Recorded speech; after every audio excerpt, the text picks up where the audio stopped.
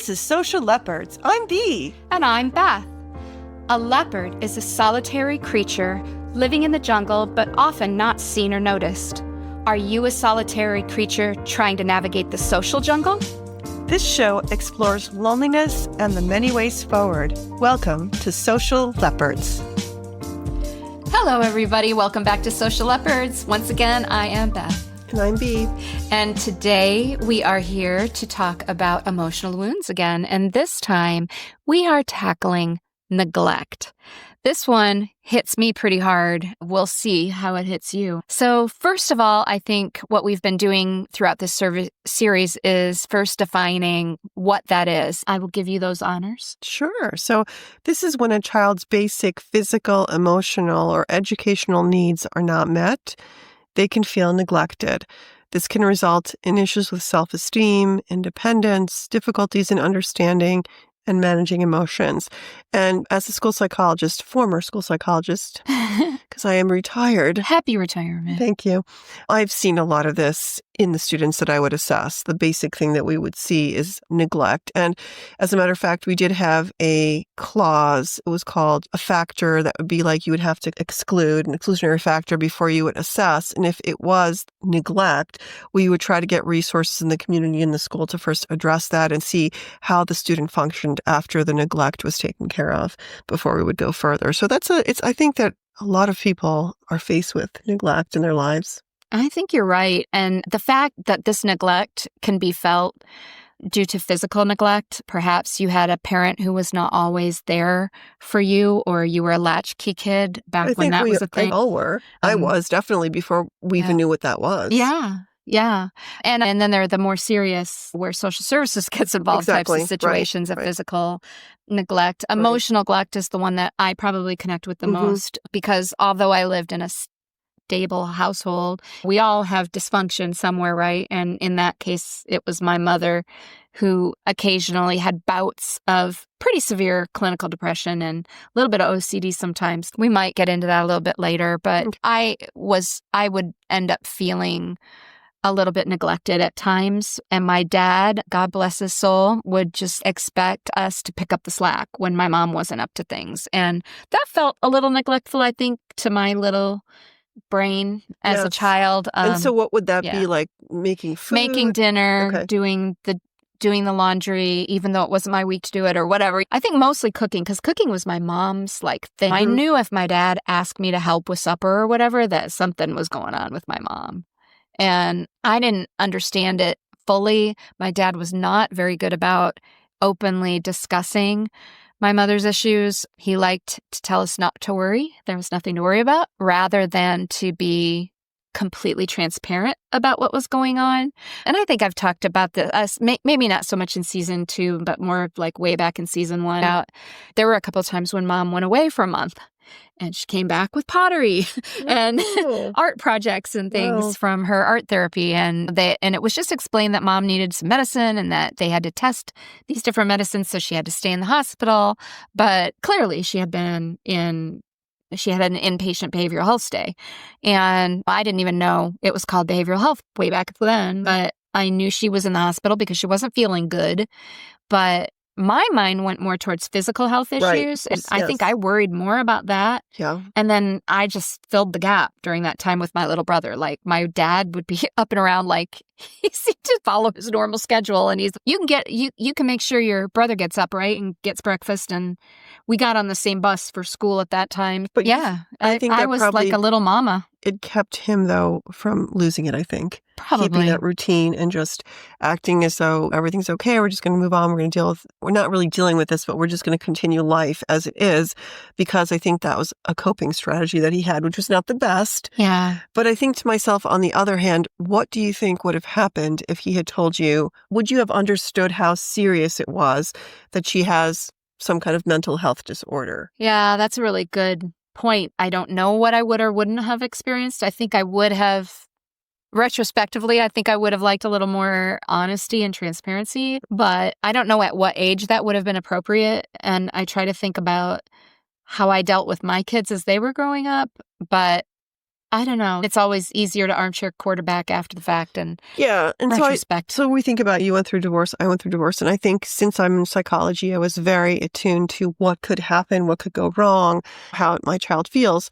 And she was very difficult to reach. When I would ask her how she's feeling about what her father did, she would just give me this, either she would cry, she wouldn't talk, or she just give me this really dirty look and then give me this very defensive, really hurtful response. So I think, who knows, maybe your dad was afraid of upsetting the two of you, of himself getting upset, so instead he just moved on. Right. And my brother's like 3 full years younger than me. So as a late elementary school child, which is when I have that physical memory of these incidents occurring all the way throughout my adolescence into my young adulthood, I feel my brother might have been a little more oblivious to it than I was. I'm not sure. I think that's a fair assumption. I think that when I think about, we may have mentioned this before, people grow up in the same families, but they have different relationships and perspectives of what's happening based on their age and just the interaction with parents. So my brother, half the stuff that I've witnessed and stuff that happens, and he's younger too, about 4 years,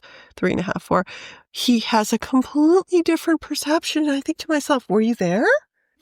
Or were you living somewhere else? Yeah. Yeah. And since I was the girl in the family and we lived in a very traditional upbringing where my mom always made the meals. Right. She always did and we had chores and doing the dishes became... But she was the one that mainly did it, yeah. Yes, but taking care of the house was, even when she worked, it was still her thing. Dad was responsible for the outside and taking out the trash. And, Very traditional, yes. There were these defined roles across all of us. And when my mother disappeared, I was meant and trained to fill that role for however long it was required. I don't ever remember there being another female presence like who came to help during those times. It was just, we were just fending. But that was so much for you. Right. Were you, besides feeling neglected, were you scared? Like, how did you feel? Confused. I remember a lot of confusion. I don't really remember fear. My dad was a good dad. He always made sure that he came back happy and tried to, what can I help you with, daughter? And I don't have a lot of I think because of the way that my childhood was, a lot of my memories are a little bit disjointed. Because of all the moves, probably. Yeah. And so I just have these general recalls of just things. And I do remember making a meal that just turned out awfully. I decided I wanted to make meatloaf and mashed potatoes. We didn't have any potatoes in the house. My mom had boxed potatoes. And I remember trying to microwave them. And I specifically remember them being a little watery. And so I went and took the box, and instead of putting it in a measuring cup, and I just, and a whole bunch dumped out, and then they became like concrete. Oh no. And I still tried to serve them that way.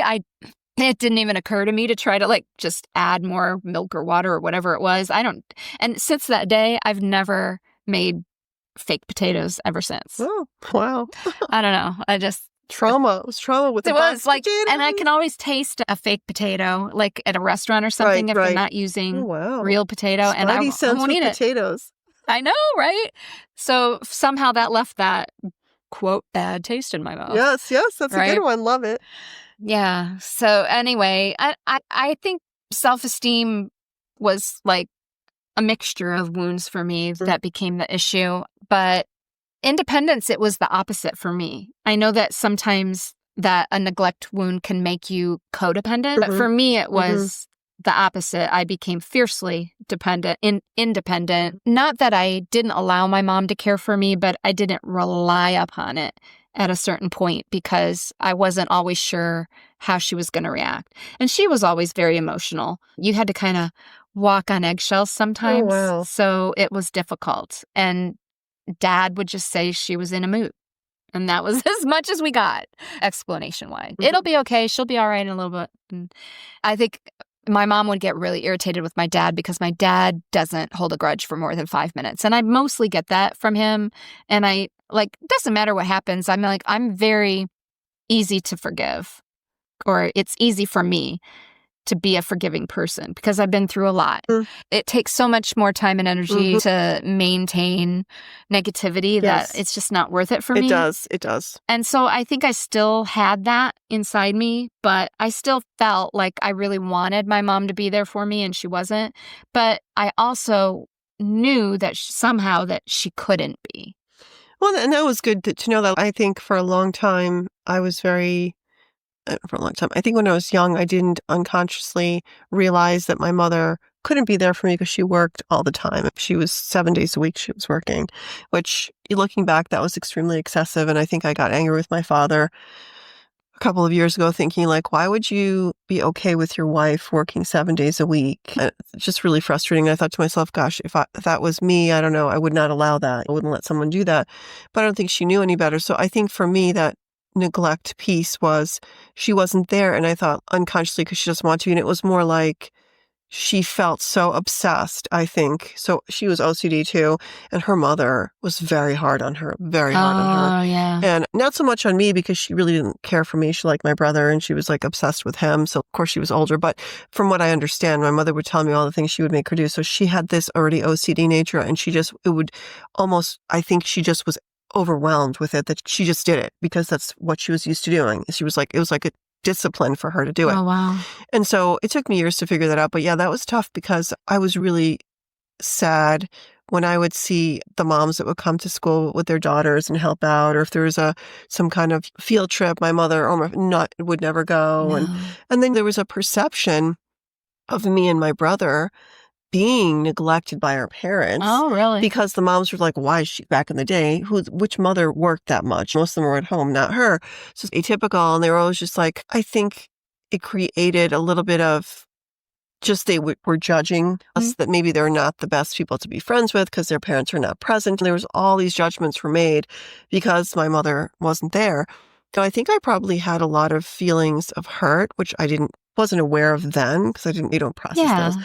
But to your point also, I think I became more independent as well because I had to be. There was no one helping me and I started getting more comfortable with it. So it's a good thing. But sometimes I think my self-esteem was affected because I wasn't made to feel important. There were times where I should have had my mother go with me to pick out, I don't know, prom dresses or whatever it was, and she could never do it. Or if she did it, it was always like rushed and she was always angry because she was tired from working and knew she didn't want to be there. And it made me feel like I wasn't as important. So I did struggle a little bit for a while with low self-esteem in certain areas. When it came to like profession and things like that in school, not so much, but like with relationships. And it was funny, there was a long time when I didn't trust women. I didn't have a lot of female friends because I was projecting what she did onto other people and assuming the worst. And I've gotten better. Sometimes I still have to rethink, like, am I really assessing this person properly or am I just jumping to conclusions? Yeah. Yeah, I can see it going both ways where neglect can cause you to be feeling less independent. And in this certain situation, I think, again, like everything else, there's no single way that things happen. And like we're about to go through some of the ways that a neglect wound shows itself in adulthood, but it doesn't mean that you have to have every single one of these things show up in your life for you to feel this. And I feel like everyone's got one or two. Some people have so many that obviously they can't move forward, but everybody has a little bit. Because think about this, everything that happens to you in your life affects you in a small way, in a big way. And it's just dealing with getting through it is the most important piece, but we're all affected and we definitely have wounds. It's how you process it and then what you do with the information that you learn from it. And I think that it's a lifelong learning experience. It is. Yep. And there's none of us that can say that we've got it all figured out. There's none of us, even if you specialized in this type of psychotherapy, there's no way for you to say that you're always going to have it all worked out. So definitely don't be too hard on yourselves, people. We all have these wounds to one extent or another. Maybe our neglect wound it pales in comparison to somebody who didn't get fed. And they're basic needs aren't met. Life needs, their basic social needs were never met as a child. And they were like digging through and eating pickles and drinking the pickle juice for a meal because that's all that was in the refrigerator. That's very interesting. All of those things, people actually do that? Yeah. Oh, gosh. I thought that was a joke. No, not at all. Okay. And there are families, and I think of addicts. Yes, that's true. And disappearing for a day or 2 or 3, and they have kids in the house that... Those were a lot of kids I encountered during my years as a school psychologist. It was a preponderance of children that would get referred were those, as you mentioned, that had addicts for parents, some kind of mental health issues, where the kids would come to school 3 days in a row in the same clothing. The great thing is I worked for mostly rural school districts, and they had a great cadre of parents and the school nurse and the receptionists that were very in tune to the families because they lived near them. So they had a way of getting help for them. We had all these food drives and clothing drives, and we have a behavior specialist on staff that could give them free counseling. So they really benefited from being in the school. So I was just always so surprised and delighted that we could help them as much as we could and get social services involved. And I was always happy if we got them right away at like age 5, because that's really the best outcome. And I've been able to track a few of them over the span of their lives of school, and some of them have done so well. And it's just so beautiful to see that growing up, getting out of that situation, getting maybe a good set of foster parents, maybe getting adopted, and really thriving. And it's possible. It really is. So if they can do it, I'm sure we can get through the few little self-esteem issues we've got going on. So. That's right. So let's talk about the ways that this shows up in adulthood. You want to start us off? Sure. We just talked about low self-esteem. So you're growing up feeling unloved or unimportant, and then you've got chronic feelings of low self-worth and self-doubt. So that could be very damaging. So should be addressed with counseling, reading books, whatever you can do to pick that self-worth and self-doubt up, not hanging out with people who put you down, obviously. Yes, the big absolutely. One. Yeah. Surround yourself with love if you can. Yes. So difficulty forming relationships is another way that this manifests sometimes. And this kind of goes along with a couple of episodes we talked about another wound, the betrayal wound, and fear of intimacy and trust. Right. Trust is difficult when you feel neglected as well. Forming healthy attachments can be hindered when that neglect pops up and you're not able to trust that person's going to take care of you adequately or pay attention even to your needs or wants or desires. Any of those things can impact. Yeah. Also, we have the fear of abandonment, the constant worry that others are going to leave or abandon you, leading to clinginess or avoidance in relationships. That's interesting. It's like you're either too close, or then someone says, oh my God, you're too close. And you're like, okay, then goodbye. I'm not going to talk to you. So it's just that imbalance that you have because you're so afraid of that person leaving you. And it shows up probably in many things, in friendships, in work, wherever. It's just going to be, you're so afraid that someone's going to leave you or not like you that you get too close or you're just too far away. So then you're in both scenarios, you are impeding your ability to have a relationship because nobody wants you to be too clingy.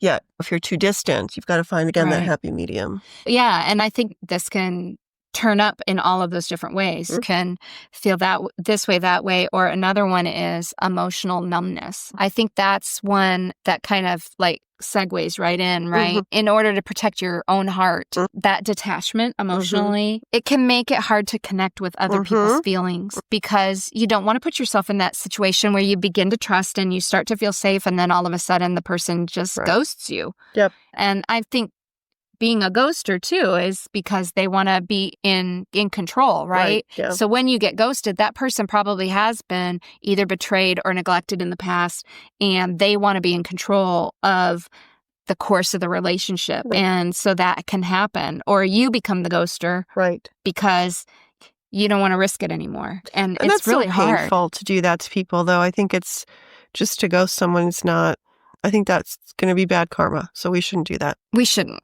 No.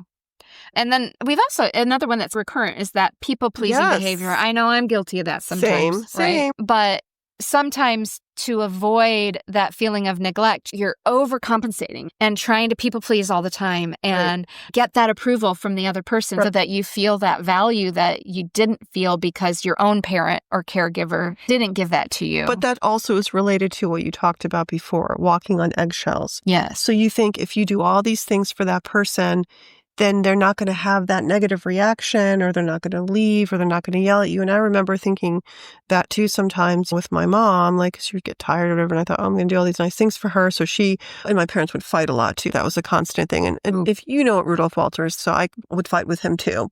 He is he's very self-involved sometimes, and he can be very neglectful. So she would get very irritated. So it was a constant thing going on. So sometimes my brother and I would try to do things to stop the fighting. I remember once we tried to make them dinner and it was a disaster, but at least they were laughing. Oh my gosh, we had a little menu going on, what they could choose from. We were serving them and they were like having a nice time, almost like a little date. And oh my gosh, my brother, I don't even know what we made, but it was all burned. It was horrible. They ate it. And I think that one night was such a fun night because they stopped fighting. Because usually the fighting was that my mother would need to go grocery shopping. Dad would never go. Or she'd make extra food and he would eat it so we couldn't have leftovers because he would do grazing late at night, which she should have put a lock on the refrigerator, but she never thought about that.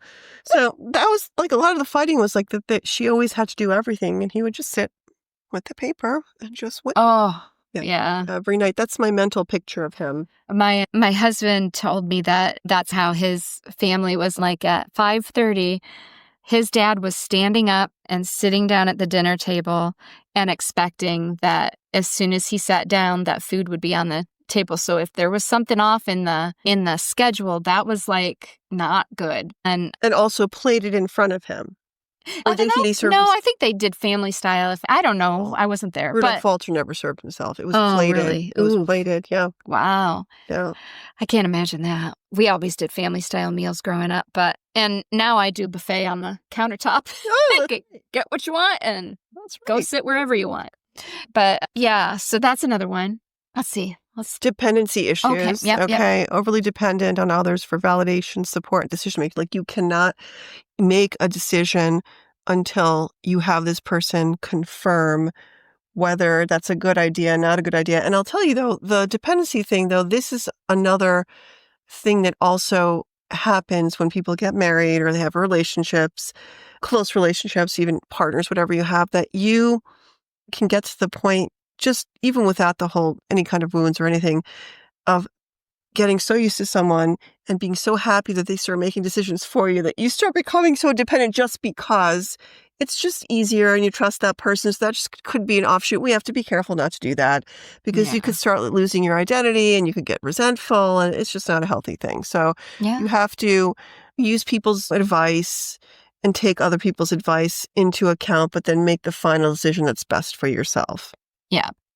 Another one, and this one kind of surprised me a little bit when I was doing some research on this one, was self-sabotage. It is often one of the ways that that neglect shows up in adulthood. So and when I say self-sabotage, talking about if I were engaging in a behavior that was undermining my own success, my own happiness, because maybe I don't feel worthy. I don't know. I feel like I've done this to myself. And I can tell, I'm like, oh my gosh, you did that. Why did you do that? I remember once I was part of some kind of a group and they were looking for a person to lead the group. And I was really excited about doing it. So instead of raising my hand and saying, I want to do it, instead I nominated a friend of mine to do it. And I was so angry, like, why did you do that when you wanted to do it? So that but that was exactly a self-sabotage thing, which maybe I didn't feel worthy or maybe I felt bad for, I don't know. But yes, how about you? What do you remember about that? Any kind of example you can think of? I'm sure I probably did it, but I can't come up with an example right now at least not from I think sometimes we all feel like we don't want to put ourselves up on a pedestal, maybe. One of the things when my mom was not feeling great, like she would always harp on never be braggy. And I remember a specific time that really hurt me. I don't know what kind of wound this is, but I went to a friend's house and her parents were very different than my parents. And they found out that I could play the piano. And they got out the songbook and said, "Oh, will you play something for us?" And and they knew that I sang at church sometimes. So they said, "And if you could sing along, that would even be better." And my mom showed up, and I remember the front screen door was open or was there. So the front door wasn't shut, and probably the windows were open. It was like springtime, really nice day. So the whole house was open. And so there I am. It was right about time to be picked up, and I'm playing the piano and singing a song, and they're singing along, and they're having a really good time, and I'm feeling good. And I'm like, oh, somebody actually asked me to play a song on the piano. Yeah. And my mom suddenly appears at the screen door, and she says, "Come on, let's go." And I was like, what happened? And still to this day, I don't know exactly what happened, but she gave me a whole pride conversation on the way home. Like, she thought it was prideful of me to have the audacity to sing and play piano in front of this family. Certainly, they didn't want to be burdened with that type of thing. Right. And I think that was her mental health issues, like, factoring in somehow. I think Because she was never proud of me for any of my artistic stuff. Wow. My dad was. He made up for it in spades, but because he was always all about it, and he loved, I think I sang "Oh Holy Night" at Christmas time from junior high every single year until I left that church. But I don't know, I think she thought there was a time and a place for it, and then she just couldn't believe that this family would randomly ask me to play the piano, like I forced it upon them or something. It was really weird. That is weird. And I don't know how to explain it. It must have just triggered something in her that she wasn't aware of. And it didn't actually stop me from performing. That's good. But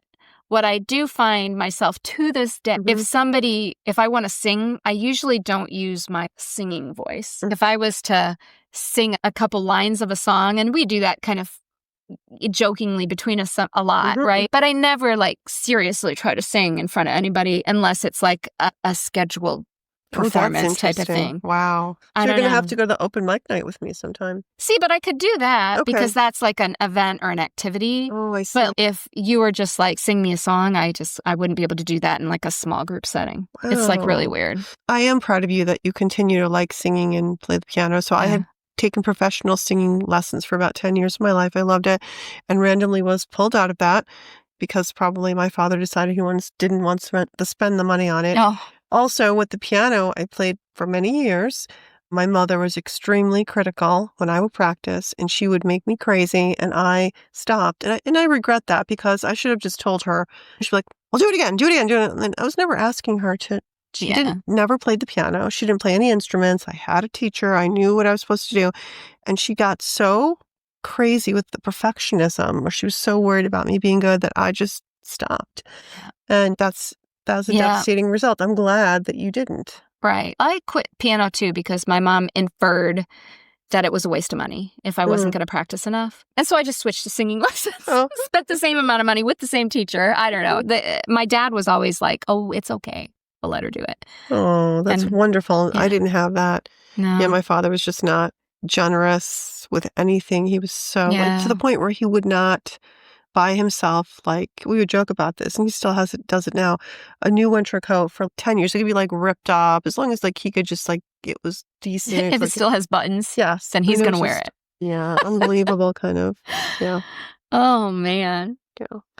So anyway, we digressed a little bit, I think. But I think another one is difficulty setting boundaries. And we've talked about that in prior episodes, how important it is to be able to do that. But when you have a neglect wound, I think that compounds that safety and security and that courage part to step up and say those things out loud, because you almost fear either that dismissal or you're not going to get, your needs aren't going to be met. Your expectation is always going to fall short of the actual reality of the situation. And I think that's the root cause of the neglect wound, is that there are certain ways that things should happen in life and then they don't. And so then that feeling of neglect forms.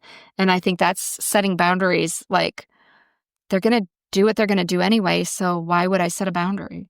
Yeah, but I think part of that too is on the other side of the boundaries, like, you also are afraid of saying no to something because you feel that person's going to like further neglect you, or they're not going to be friends with you, or you're going to miss something great. So you start perceiving that. And I think that's where I think sometimes that shows up more Right. Not being able to you say yes to everyone else, but you say no to yourself because you're so afraid of losing something and being neglected. So, Yeah. what else? Perfectionism. Oh. Yes. Yeah. We both are doing this. This is what we do. But that could be there's just a double-edged sort of perfectionism because then you're trying very hard to be your best. So that's the positive. But if you do it too much with every situation, then it becomes tiring. It's another form of overcompensation. Right. Yeah, because you're not going to earn someone's love. You can earn respect to a certain degree, but I think love is genuine. It should be. You shouldn't have to earn it. And when you try too hard, then that comes off as not genuine, right? So I don't know. That's a really rough one, and I feel like people who feel neglected, I know that when my mom's mental health issues were prevalent, right? I was like, if I just try a little harder and I make sure that my room is clean and that I didn't forget to make my bed and that I smile and I say good morning, I do these things, then that's going to magically make my mom feel better. And because I didn't have a full and firm understanding of what a mental health condition like clinical depression was. And it was never explained to me by my family. I had to learn that as a young adult, that there was this thing that was actually diagnosable and treatable. And then all of a sudden I was like, oh, okay, now my whole childhood makes sense. Because I didn't have that like clinical background. I didn't have that knowledge, or it was never explained to me in that way. Then you slowly come to realize. And I think that the whole thing with perfectionism is part of that. And you realize much later down the road, after you have time to heal a little bit, that this is why I felt so compelled to be so certain of a way. I got to the point where every piece of criticism that I got, I would try to fix it. Oh, wow. Like, I never, ever would sing. I wasn't ever going to sing. In fact, I think I stopped singing when my mom was in the house after that. Like, I would still play the piano for some reason, but I wouldn't sing out loud. I would like maybe hum to myself or something while I was playing. But yeah, I wasn't going to bother her with that because I didn't want to seem prideful, because she had made it very clear that I was being too prideful. Yeah, but she didn't mean it. But in my adolescent head, I couldn't discern that. That was her disease. Yeah, how are you supposed to know that? Yeah. Yeah. But it is so hard because when you're a child, you don't have knowledge, you don't have life experience, you don't have any of these things. So of course you're going to react in very like nonsensical ways, or things are going to happen in a certain way, and you're going to do the best you can based on what you know at the time. But you certainly didn't get a full education on mental health stability and diagnoses and what that means in your life. None of that happens. Right. So you're just floating along trying to figure it out. And so if you don't have anyone who can compassionately support that in a way that it makes sense to you, besides, it's okay, honey, everything's going to be okay, but it's not okay. And so you end up saying to your daddy, okay, yeah, I feel better, because he's not going to give you any really helpful information. And then you're going to proceed. And so perfectionism definitely played a part in my later childhood development. Yeah. Big time. And another one related to that is feelings of unworthiness. Oh, like yeah.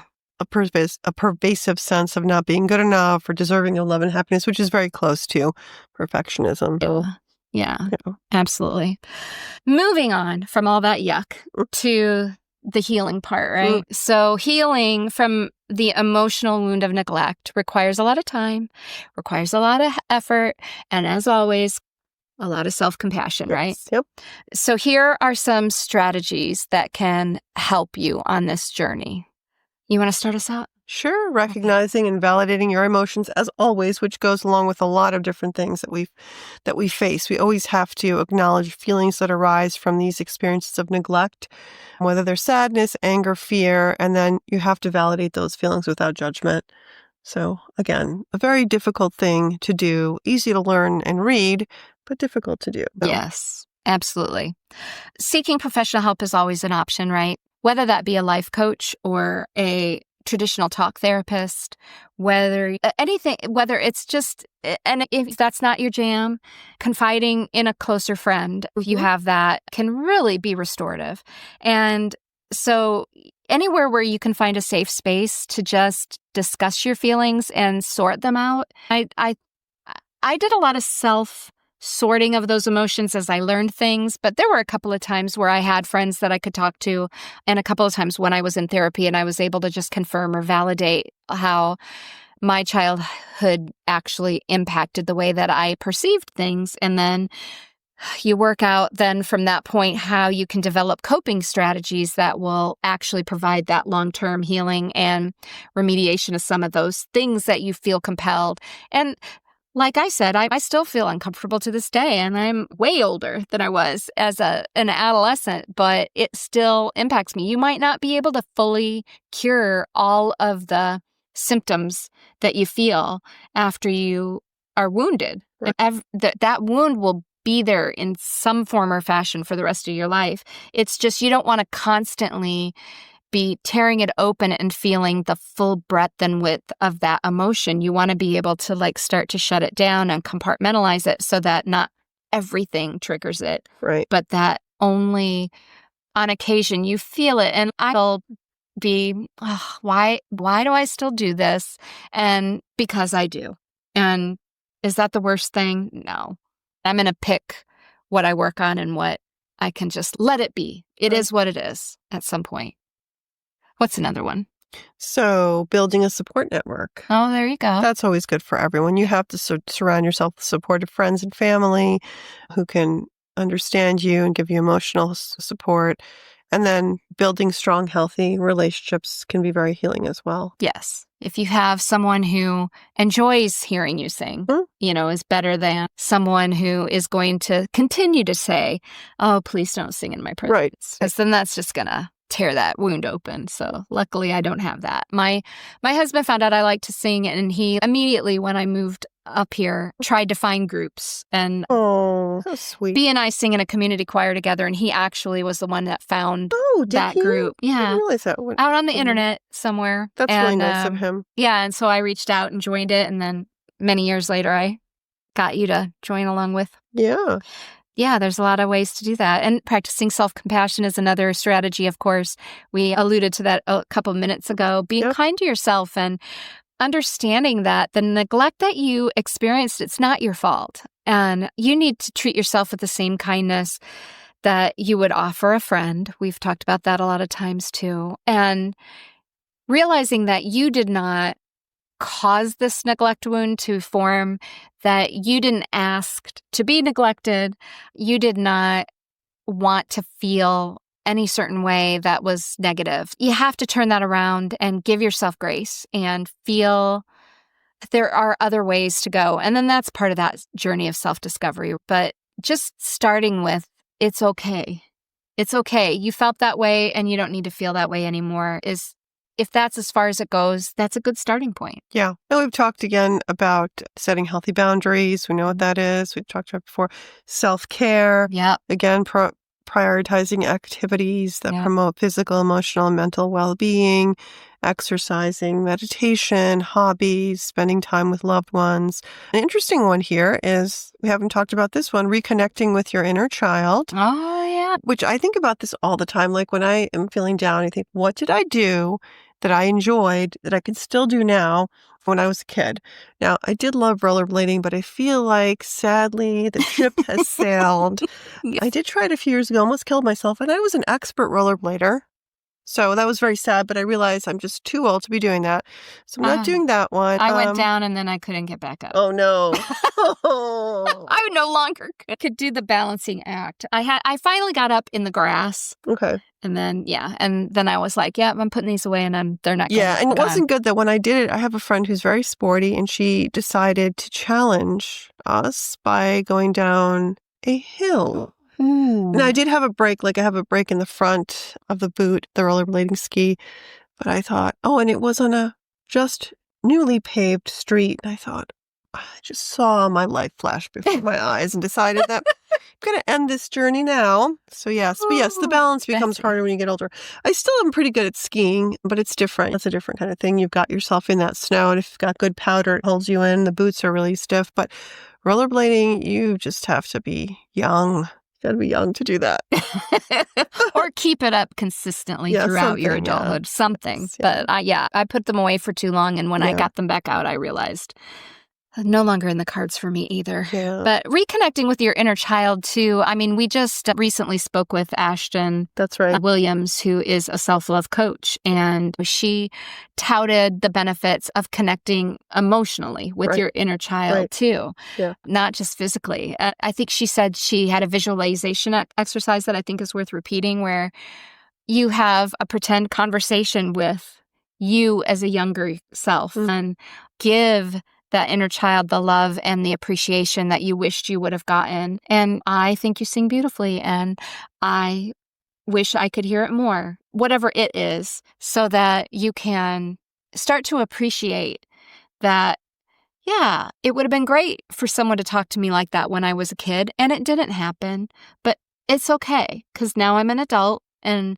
now I can acknowledge this, and then that will allow that healing to start. But I bet that you were so aware of what not to do that when your kids were little, you never treated them that way. No, encouraged all of their creative sides to the greatest extent possible, for so sure. You learned something. Yeah, I didn't let the cycle continue. Exactly. My husband has a story of a lot of strong discipline, I guess is what we'll call it. I call it physical abuse, but the spare the rod, spoil the child was the way of like certain generations, right? And so he made a conscious effort to stop that. He could have very easily continued that severe spanking methodology of making your child become obedient, but instead he stopped and he said, I'm not going to do that with my kids, and that's just not going to happen. And I think that he learned with his own children how to talk things out, and they started working on things more, taking the favorite thing away or grounding and stuff like that. Definitely stopping that cycle. And then focusing on personal growth. Yep, that's another one. And setting goals that align with your values and aspirations and working towards the goals. And then you can have like a increased sense of purpose and accomplishment. I think that's also good for mental health and keeping your faculties strong, cognitive health, that you always have some kind of new goal that you're working on that's slightly outside of your comfort zone. I think it keeps you sharp, intellectually sharp as well. I agree. Yep. And then there's developing emotional awareness, right?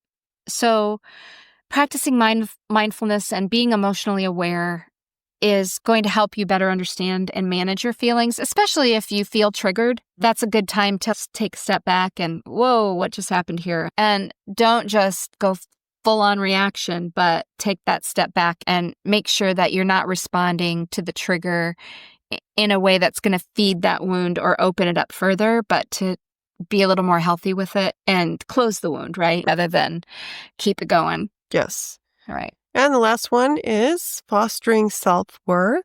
We have to always remind ourselves of our strengths and accomplishments, positive self-talk, affirmations, also writing down things that you feel you're good at and reminding yourself of that all the time. I sometimes, when I think about it, try to create those lists of gratitude and lists of great things that happened to me today and things that I'm good at, and thinking about positive comments people have given me for certain things. And then, so you're increasing that belief that there are great things that you have, great things that you should be proud of. Right. Like your singing and your piano playing, which is fabulous. And you're so good at it. Aww. I was so impressed when Jeff couldn't come to help us, to accompany us during the chorus rehearsal and choir rehearsal. And you were just so ready and so positive and did such a great job. And I was really sad that he showed up. We're not going to tell him that. But I couldn't play all of those songs, and I certainly don't play them like Jeff plays them. I know, but it was great. You were great. Yeah, I like to keep that skill going. Yes. Yeah. I always say, though, that I have more of a skill than a talent for piano because it doesn't come naturally. I can't, just sit down. One of the things I think I enjoy about Jeff is he can embellish the music. He can. And sometimes a little bit too much. Things become less recognizable, but he does do a lovely job. But and he's always, it's funny because I said something to him and he said, no, I just have to do that. Yeah. I just have to do it. I'm like, yeah. He's very creative. Yes, he's very creative. Very highly creative. He is. And so it's very different. It is very different. Style. I look at the notes that are on the sheet of paper and I play them. That's how I play. But at least you can do that. At least you Yeah. can read music well. So that's a skill within itself. Not everybody gets that opportunity to be given music lessons. Yes. Beyond those schools that have cursory 2 years of some sort of instrument, then it's done. I know it's always the same thing with foreign language. They never start soon enough. They never go on long enough. So we're missing these amazing moments to teach kids language really well. So I agree. Yeah. So any other thoughts before we depart for today? I don't think so. I think we've covered a lot. Of course, there's more to cover, but I think that's a lot of information. It is. Remember that you are enough. Remember that these wounds of your past do not have to dictate your future. And even if you're starting out a little later in life, it's always worth self-improvement, the time that you take to think about how you can make yourself there's like a 1% happier. I think that's a book or a podcast. I think it's also something. a podcast. Yes. Yeah. And I've seen that concept in a lot of ways. And I think that's what we talk about a lot to an unspoken extent, is just finding one or two things out of this huge list that you can think about and reflect upon. And hopefully it will make just one little bit of improvement. That's just one bit more improved than you were yesterday. Exactly. And when you practice these things that are giving you some sort of contentment and starting to make the wounds of your past feel just a little bit less important, or they aren't taking the spotlight quite as often as they used to, is a sign that you are starting to heal. Yep. That's what we wish for you, right? Yes. So keep healing, keep trying, and don't give up. Don't give up. Look for new ways. Yes. All right. So goodbye for now. Yes. See you soon, hopefully. Hey, Social Leopards. Don't slink back into the jungle quite yet. We have 2 important messages to share. First, remember to like this episode, drop us a comment, and if you haven't done it yet, follow this show or subscribe to our YouTube channel. You can reach us on social media. You can also email share@socialleopards.com to contact us privately. All links are in the show notes. We love and appreciate hearing from those who listen to the show. Second, we want you to know that this show is not intended to be a replacement for professional therapy. If you are struggling or if you need to interact with another person, check out the show notes for resources. Thanks for listening.